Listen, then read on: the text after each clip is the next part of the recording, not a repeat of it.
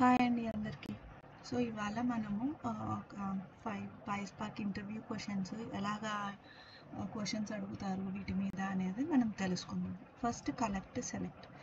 Collect ఎప్పుడు use చేస్తాము, అసలు కలెక్ట్ అంటే ఏంటి అని చెప్పి క్వశ్చన్స్ ఎక్కువ అడుగుతూ ఉంటారు.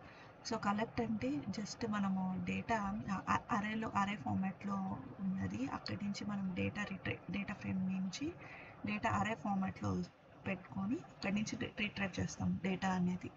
సో ఇప్పుడు మన దగ్గర ఒక డేట్ కాలం ఉంది, కరెంట్ డేట్ వాల్యూ ఒక వేరియబుల్లో ఉంది. అందులో నుంచి మనకి జస్ట్ వీక్ కావాలి అన్నప్పుడు కలెక్ట్ యూస్ చేస్తాం. ఎలా ఈ రిజల్ట్ అనేది ఎలా ఉంటుంది, కలెక్ట్ అని ఫంక్షన్ యూస్ చేసినప్పుడు రిజల్ట్ ఇట్లా రో వైజ్ ఉంటుంది.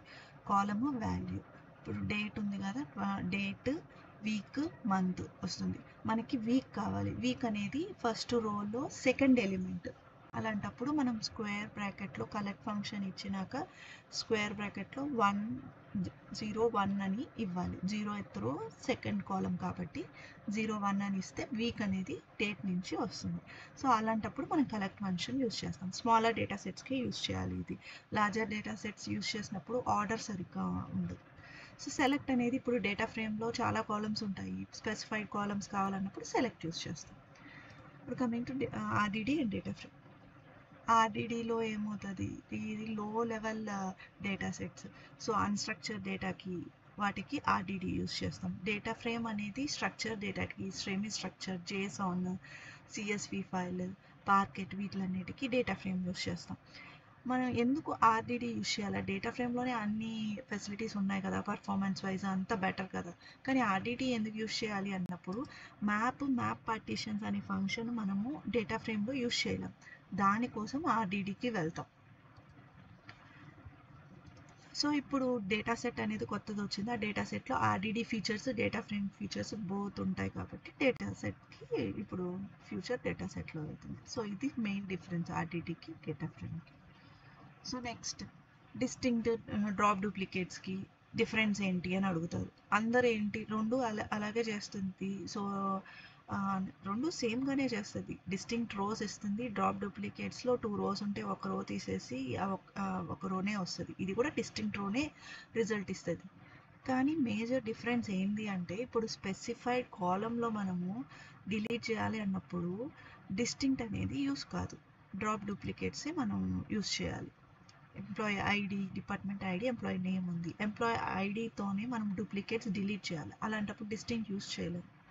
డ్రాప్ డూప్లికేట్స్ యూస్ చేసి ఆ కాలం నేమ్, స్పెసిఫైడ్ కాలం నేమ్, ఎంప్లాయీ ఐడి ఇక్కడ ఇస్తే సో ఆ కాలం బట్టి డూప్లికేట్స్ అనేవి డిలీట్ అవుతుంది.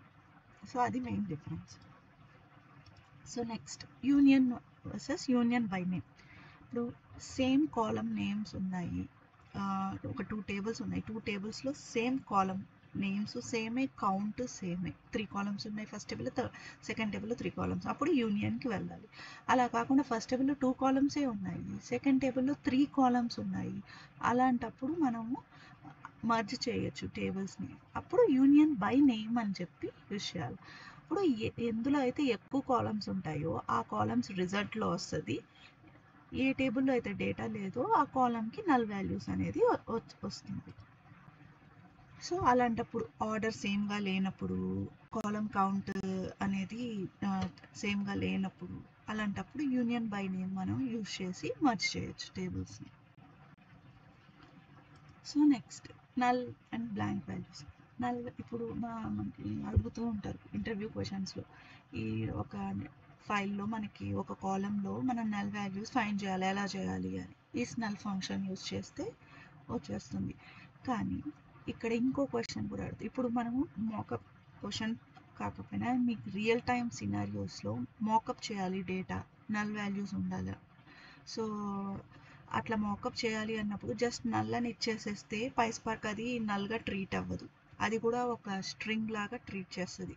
సో నన్ అని ఇచ్చినప్పుడు మనం వాల్యూస్ ఇన్సర్ట్ చేసేటప్పుడు నన్ అని ఇస్తే అప్పుడు PySpark అది నల్ వాల్యూగా ట్రీట్ అవుతుంది. అప్పుడు మనం ఫిల్టర్ చేసినప్పుడు ఆ కాలం డాట్ ఈస్ నల్ అని చేసినప్పుడు అది ఫిల్టర్ అవుతుంది. సో బ్లాంక్ అనేది బ్లాంక్, ఇలాగా బ్లాంక్ డేటా ఫ్రేమ్ డాట్ ఫిల్టర్లో కాలంలో బ్లాంక్ వాల్యూ అని సింగిల్ కోట్స్లో పెడితే బ్లాంక్ వాల్యూస్ ఉంటే అవన్నీ డిస్ప్లే అవుతుంది. సో స్పేస్ బ్లాంక్ మళ్ళీ డిఫరెంట్. స్పేస్ ఇస్తే అది బ్లాంక్ వాల్యూగా ట్రీట్ చేయదు, అది కూడా ఇంకో స్ట్రింగ్ లాగా ట్రీట్ అవుతుంది. సో ఇవి మేజర్ డిఫరెన్స్, చిన్న చిన్నవి జస్ట్ రియల్ టైమ్ సినారియోస్లో ఇలాగా చేసుకోవాలి. సో దట్స్ ఇట్ అండి. Thank you.